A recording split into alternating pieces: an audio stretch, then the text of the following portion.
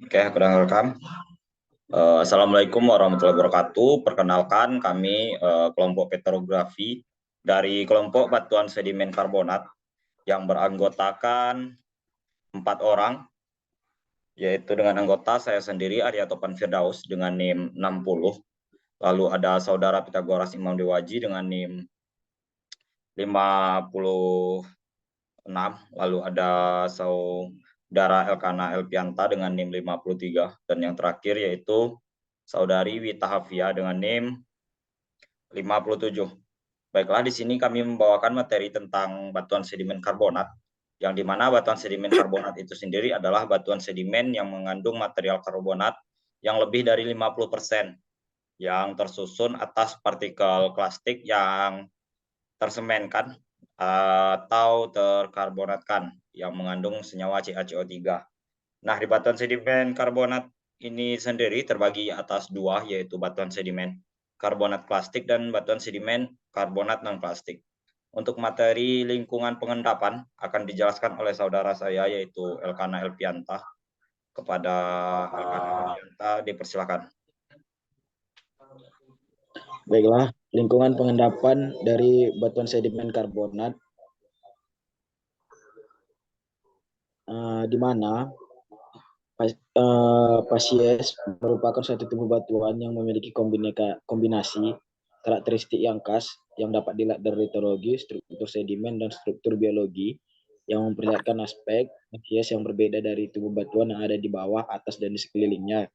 Ini menandakan bahwa lingkungan pengendapan sangat berpengaruh akan kehadiran dan karakteristik dari batuan sedimen karbonat yang akan terbentuk. Nah, selain dipengaruhi oleh lingkungan laut dangkal dan tanpa adanya pengendapan material asal daratan, pembentukan batuan karbonat pada lingkungan pengendapan membutuhkan beberapa syarat, di antaranya dasar laut yang relatif datar dan stabil, kedalaman laut yang dangkal, suhu air yang relatif hangat, ombak yang tidak terlalu besar, dan tidak ada arus yang besar dan kuat.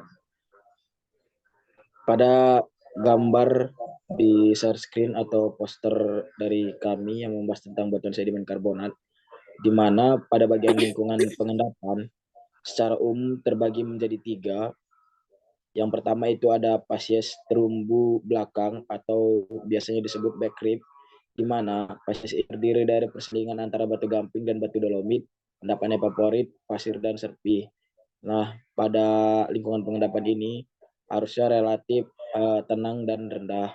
Lalu Pasies terumbu inti atau crash rib, di mana Pasies ini mempunyai terumbu yang masif dan berongga dengan dolomit dan batu gamping yang lapuk, berwarna merah kelabu sampai putih, dan sering terdapat indikasi adanya hidrokarbon. Lalu Pasies terumbu muka atau forib, di mana Pasies ini terdiri antara perselingan batu gamping dan batu pasir warna coklat yang mengandung minyak bumi. Nah, pada lingkungan pengendapan ini pengaruh ombak air laut lumayan tinggi, tetapi tidak begitu signifikan. Nah, material yang dihasilkan sini lebih banyak material yang berbutir. Kenapa? Karena dia dipengaruhi dari ombak air laut itu sendiri, sehingga menghasilkan butiran-butiran dan membentuk batuan sedimen karbonat itu sendiri. Nah, demikianlah penjelasan mengenai lingkungan pengendapan dari batuan sedimen karbonat. Baiklah, materi selanjutnya yaitu tentang klasifikasi batuan sedimen karbonat menurut Dunham, yang akan dijelaskan oleh saudara saya yaitu Pitagoras. Kepada Pitagoras, dipersilahkan. Baik, di sini saya akan menjelaskan tentang klasifikasi batuan sedimen karbonat menurut Dunham 19. Klasifikasi Dunham tersebut ada 6 penamaan dalam batuan sedimen karbonat. Yang pertama itu ada mudstone. Mudstone itu merupakan kenampakan butiran yang kurang dari 10% karena terisi lebih banyak lumpur. Yang kedua ada wetstone. Wetstone sendiri itu terdiri lebih dari 10% butiran yang kebanyakan tidak bersinggungan atau menempel, tetapi masih ada kandungan lumpurnya. Yang ketiga ada pekstun, itu merupakan kenampakan butir saling bersinggungan atau menempel, tetapi masih ada si kandungan lumpurnya. Yang keempat ada grainstone. Grainstone sendiri itu merupakan butir yang lebih mendominasi dan saling bersinggungan. Yang kelima ada boundstone. Boundstone sendiri itu kemampuan asli diikat menjadi satu atau tekstur deposisi dapat dikenali. Yang keenam adalah kristalin, yang dimana memiliki massa kristal yang lebih banyak.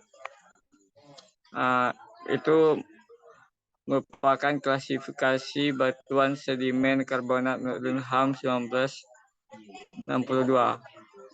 Mungkin saya kembalikan ke moderator. Baiklah, terima kasih Saudara Pitagoras. Materi selanjutnya yaitu penjelasan mengenai sampel petrografi batuan sedimen karbonat yang akan dijelaskan oleh Saudari Wita. Kepada Wita dipersilakan.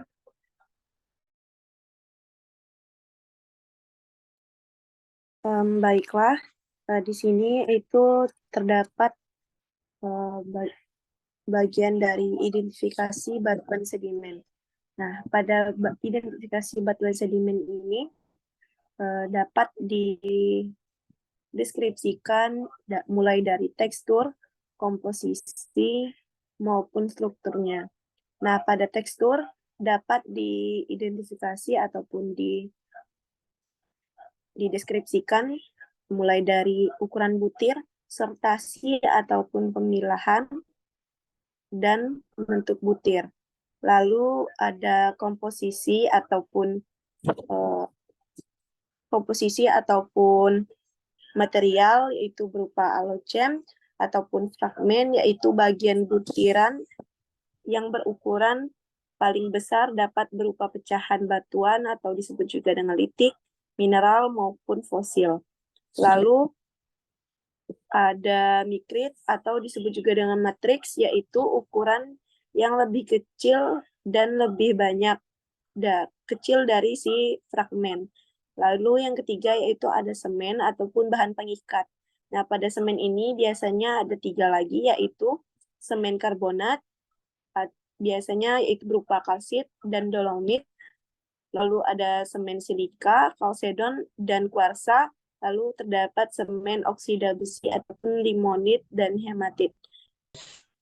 Lalu yang ketiga yaitu ada struktur ataupun kenampakan dalam dimensi yang lebih besar ataupun kedudukan satu lapisan terhadap perlapisan yang lain. Nah, pada sampel batuan sedimen karbonatan yang di sini yaitu terdapat didominasi oleh lempung karbonat, lalu memiliki sortasi ataupun berupa terpilah buruk dengan bentuk butir yang membundar dan kemas yang tertutup. Lalu material ataupun komposisi berupa alocem, yaitu skeletal grain, mikrit berupa foraminifera kecil, dan sparit berupa lempung karbonat.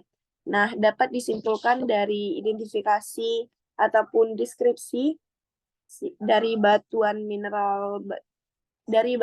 sedimen ini berupa batuan wexstone dikarenakan memiliki ukuran butir yang lebih besar, lebih dari 10%. Mungkin hanya itu yang dapat saya sampaikan. Saya kembalikan ke moderator. Baiklah, terima kasih atas penjelasannya Saudari Wita. Mungkin hanya itu yang dapat kami jelaskan dari kelompok batuan sedimen karbonat.